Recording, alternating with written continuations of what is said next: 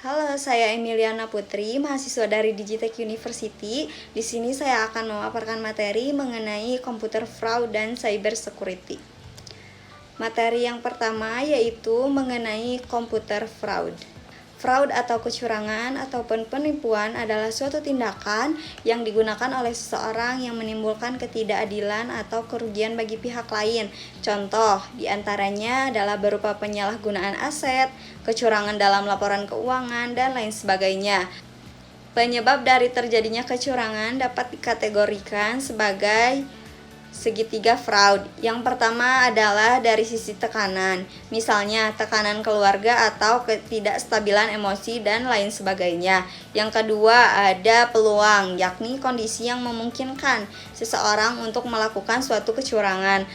Kemudian ada rasionalisasi, yakni membuat mereka merasa perilaku ilegal menjadi suatu yang wajar. Kecurangan atau penipuan pada komputer, yakni tindakan ilegal apapun yang membutuhkan pengetahuan teknologi komputer untuk melakukan tindakan awal penipuan, penyelidikan, dan pelaksanaan. Lalu di sini ada apa itu computer fraud? Computer fraud adalah perbuatan melawan hukum yang dilakukan memakai komputer sebagai sarana atau alat atau komputer sebagai objek baik untuk memperoleh keuntungan maupun tidak dengan merugikan pihak lain. Kejahatan yang berhubungan erat dengan penggunaan teknologi yang berbasis utamanya komputer dan jaringan telekomunikasi ini dalam beberapa literatur dan prakteknya dikelompokkan dalam beberapa bentuk. Di antaranya yang pertama ada illegal access atau akses tanpa izin ke sistem komputer. Yang kedua ada illegal contents atau konten tidak sah.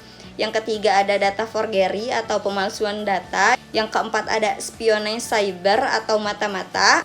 Yang kelima ada data theft atau pencurian data. Yang terakhir ada misuse of device atau penyalahgunaan peralatan komputer. Lalu di sini ada faktor-faktor penyebab computer fraud. Beberapa faktor yang menyebabkan kejahatan komputer makin marak dilakukan diantaranya adalah yang pertama, akses internet yang tidak terbatas. Yang kedua, kelalaian penggunaan komputer, lalu memudahkan dilakukannya dengan resiko keamanan yang kecil dan tidak diperlakukan peralatan yang super modern. Yang keempat, ada para pelaku merupakan orang yang pada umumnya cerdas, mempunyai rasa ingin tahu yang besar, dan fanatik akan teknologi komputer. Yang kelima, ada sistem keamanan jaringan yang lemah. Yang keenam, ada kurangnya perhatian masyarakat. Dan yang terakhir, yakni belum adanya undang-undang atau hukum yang mengatur tentang kejahatan komputer. Selanjutnya di sini ada contoh computer fraud.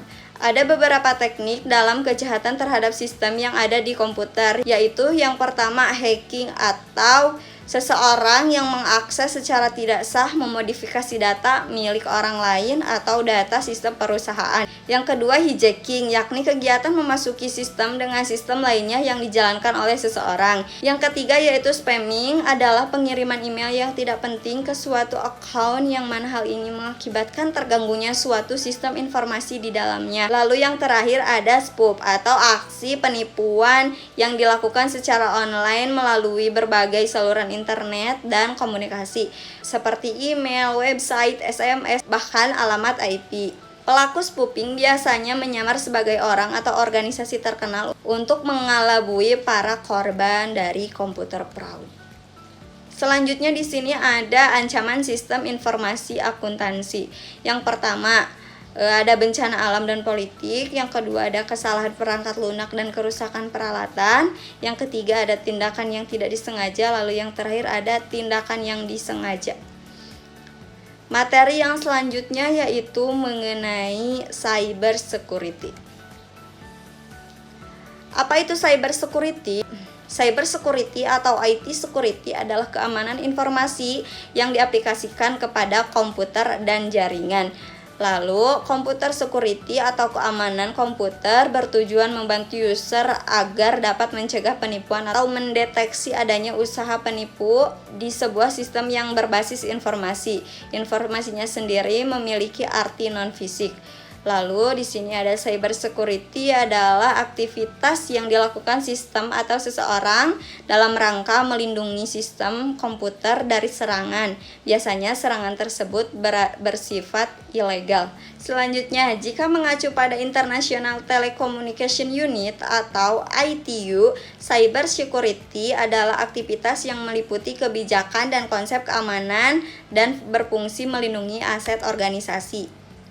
Lalu di sini ada faktor penyebab cybercrime. Yang pertama, meningkatnya kemampuan pengguna komputer dan internet. Yang kedua, banyaknya software yang pada awalnya digunakan untuk melakukan audit sebuah sistem dengan cara mencari kelemahan dan celah yang mungkin disalahgunakan. Yang ketiga, banyaknya software untuk melakukan penyusunan yang tersedia di internet dan bisa didownload secara gratis. Yang keempat, kurangnya hukum yang mengatur kejahatan komputer. Yang kelima, semakin banyaknya perusahaan yang menghubungkan jaringan LAN mereka ke internet. Yang keenam, meningkatnya aplikasi bisnis yang menggunakan internet. Lalu yang terakhir ada banyaknya software yang mempunyai kelemahan atau bugs. Lalu di sini ada konsep cyber security. Yang pertama ada kerahasiaan. Konsep yang pertama adalah kerahasiaan, maksudnya membatasi akses dan hanya diperuntukkan orang-orang tertentu. Hal ini penting dilakukan agar di kemudian hari tidak terjadi kebocoran data. Lalu yang kedua ada integritas. Maksudnya adalah menyampaikan informasi yang benar, tepat dan akurat kepada publik. Lalu yang terakhir adalah ketersediaan. Maksudnya jangan sampai pelanggan kecewa dengan sistem yang ada atau perusahaan miliki. Lalu materi selanjutnya yaitu mengenai jenis-jenis cyber security dan jenis-jenis ancaman cyber security. Jenis-jenis cyber security meliputi kerahasiaan, network security, application security. Dan yang terakhir yaitu jenis-jenis ancaman cyber security meliputi cybercrime, cyber attack, cyber terorisme. Mungkin itu saja yang dapat saya sampaikan, kurang lebihnya saya mohon maaf dan sampai jumpa di lain kesempatan.